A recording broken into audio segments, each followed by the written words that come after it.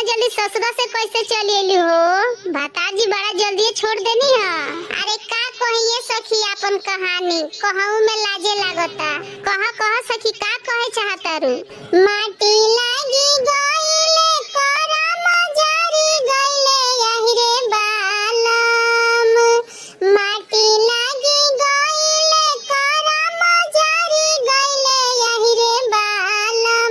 बाबा बरवा खोजले नचनिया यही रे बालम।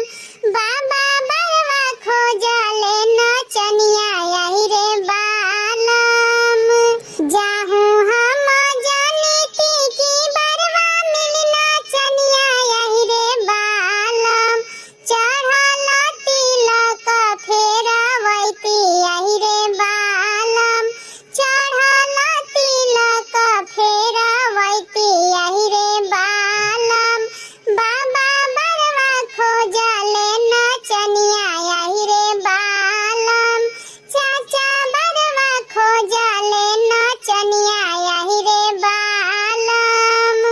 अब सखी तू तो बुरबके लागत रुका नचने नचनिया कइले बड़ू। आजकल तो कोनिया मेहरारू भी ट्रैक्टर पे नाचत रही स। उ तो भला मरद हउए। जा जा घर बसावा।